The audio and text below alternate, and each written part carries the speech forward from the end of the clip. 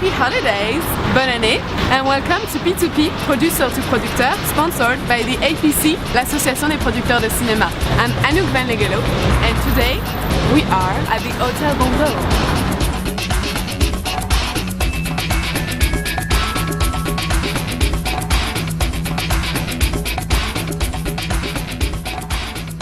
For our final show of 2011, we have the great pleasure of speaking with the producer-director team, Michael and Amy Mann, for their magistral film and amazing thriller, The Texas Killing Fields.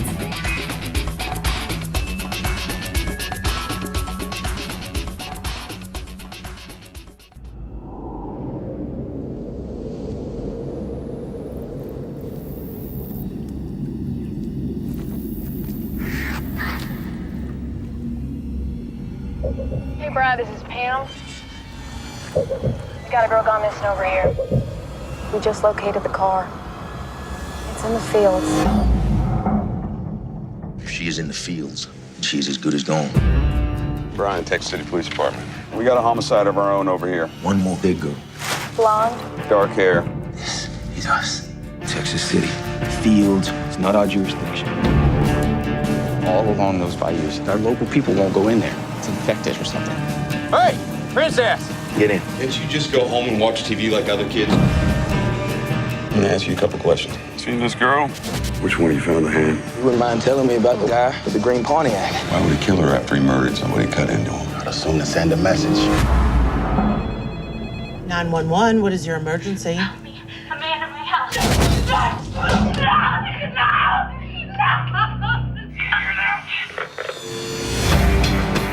These are other body recovery sites. This is where the phone call to us originated from. Brian, over here. Let's go! Come on, get in! What if I can't stop this one either?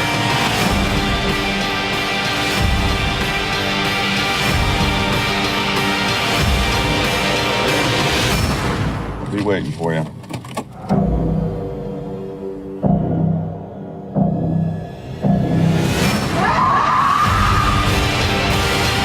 Wait, they snatched the land.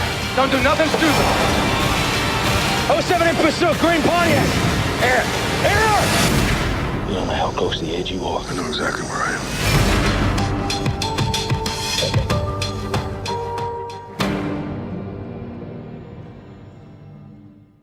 Hi. Mwah. Yeah, pleasure to meet you. Bonsoir. Bonsoir. It started with a friend of mine who was Don Ferrone, who was the writer, and had a particular sensibility towards storytelling and had a appreciation for real events in their peculiar nature that sometimes made drama. I encouraged him to write that screenplay, which he did, and then after numerous years and numerous drafts, I thought that this would be something very interesting for Amy to do. The first draft of the screenplay probably was done in maybe a year and a half. It's a very difficult subject to mount and to get going. It was refined. New events occurred. There were new revelations in the specific cases, and at one point those breathed a whole second kind of life into the screenplay. It was always an admired piece of writing. It was never really shopped around very much. It was years before I had talked to probably two, maybe three directors, Philip Noyce, John Hillcoat, Danny Boyle was interested in it and was attached to it for about a year and a half, and then it was dormant, sitting there, still needing to be revised in some major way, when some breaks that occurred in a couple of the cases kind of brought new attention to it, and that's when I asked Amy if she'd be willing to do it. I'm as a father of Amy and of three other daughters, I'm particularly sensitive to any notion that certain genres are genres for women directors and other genres aren't. I think that Amy could do and has done as terrific a job, and in this subject matter, bringing to it a unique sensitivity which is her own to the domestic reality, to the action and the crime story and police story parts of it. It's not one set of suspects. It's not a detective on a voyage discovery. meaning a closed story on the one hand. Instead, it's an open story. You meet men who are potentially the killers, but you don't meet one set, you meet two sets. And then there's almost a rivalry in our suspicion about which set are the killers who are responsible for the serial killings in the killing fields. Now, narratively, that's a very interesting kind of a construction. That inner structural kind of genome, I think, would have determined the final way you feel about the story, regardless of. But then there's all the personal interpretation. The independent film financing business in the United States has probably shrunk by at least 50 or not 60%. So it wasn't like it was 5-6 years ago when every studio had their classics or independent division, and there was an inventory of available ways to put a film together. That's not the case now. So it's very difficult. It's much more difficult than it was, say, 5-6 years ago, number one. Number two, the budget is higher than most independent films getting made.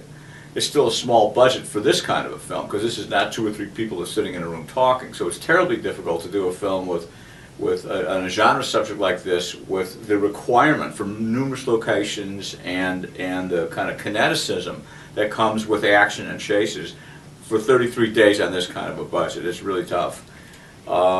And the budgets that were attainable 5-6 years ago at this level, which by the way is only $11 million, which is not much, is today are like 5, 6, and 7. Well, there weren't a lot of hesitations. I mean, we conferred about it, and we thought we were very fortunate, for Amy to get Sam Worthington and Jeffrey Dean Morgan, and of course, there's discussions back and forth, but none of this is kind of a awkward or first-time process, because Bonnie Timmerman, who did much of the casting, has known Amy's whole life almost, and has worked with me on numerous films, and so these are very kind of organic, collegial kind of conversations. But the idea was that if to get Sam was terrific, and to get Jessica Chastain, who Al Pacino told us about because he had just worked with her in Salome. This is before the year in which Jessica's made 16 movies in 1 year, or whatever the number is. She was about to do all the movies that came out this year, but the only movie that was available for us to see was this movie called Jolene, which, she'd done, I think, after she'd done the Salome production with Al. So Did you see Jolene? Yeah, I saw Jolene. I didn't see Jolene. I just saw Salome, and I thought she was in that. She was great in Jolene. That was fantastic. And Sam was just, I'd seen him years ago in this small little independent Australian film called Somersault, and thought he was fantastic. When he said that he was on board, I was just thrilled. It was, as Michael's saying, it was all very, very organic and very collegial. And I think everybody was really attracted to the material in the same way. The fact that it was all inspired by true events, and that this was a story that everyone felt needed and should be told. So it was a nice process for the casting. Yeah, I would say that once Amy had worked with Don on a new revision of the screenplay, there was a very impressive list of actors who all wanted to do it. Kind of a testament to the acting profession in a way that good material arouses that kind of commitment, because everybody knew this is not exactly a payday. I mean, everyone's going to take big cuts and what they normally made to work on the film and to work with Amy directing it. The film community in New Orleans has expanded, and has expanded a lot. And part of that is because there is a certain spirit there and elsewhere in the United States, which was if you could bring some industry into New Orleans, given the devastation of Katrina, everybody has a spirit to go ahead and do that. So there is a very positive kind of attitude about going to New Orleans in the first place, aside from the fact that they were very smart about their rebate structure in that state, the state of Louisiana, and it's a great place to shoot, and it's a great place to live. I mean, it's it's got restaurants and bars on every corner and music everywhere. It's a nice place to make a film. It was about 110 degrees on average every day, and then humid. And we were in locations, with the exception of the last 3 or 4 days of shooting, where we're on our cover set, the police station. We were never in a location that had air conditioning.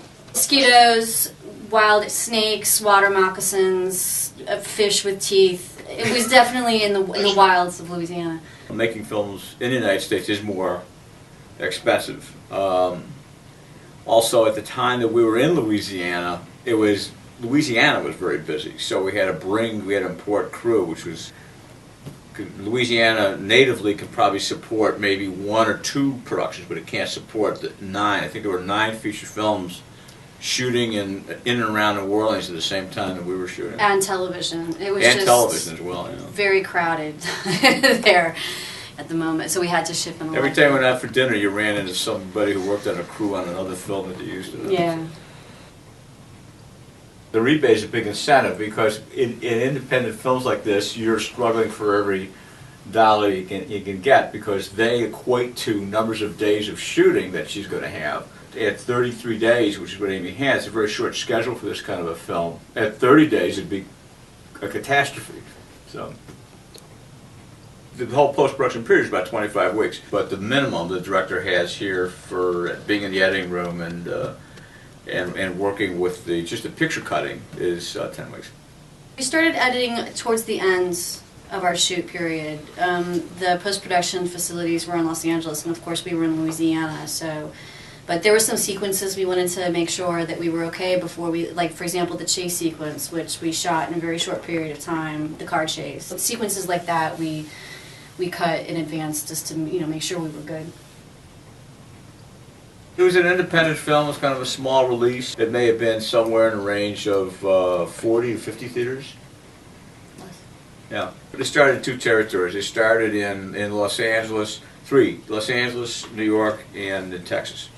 And it did, and then they sort of watched how it was doing, and then they expanded accordingly. It did well, for example, in Texas. It eventually was in 3 or 4 different cities in Texas. It did particularly well in Houston, which is interesting because Houston is 30 minutes north of Texas City, where the actual events took place, which was, I think, a real compliment. I mean, I think we took that as a compliment. Thanks so much. Thank you. Okay. Bye-bye. Thanks for watching and see you soon!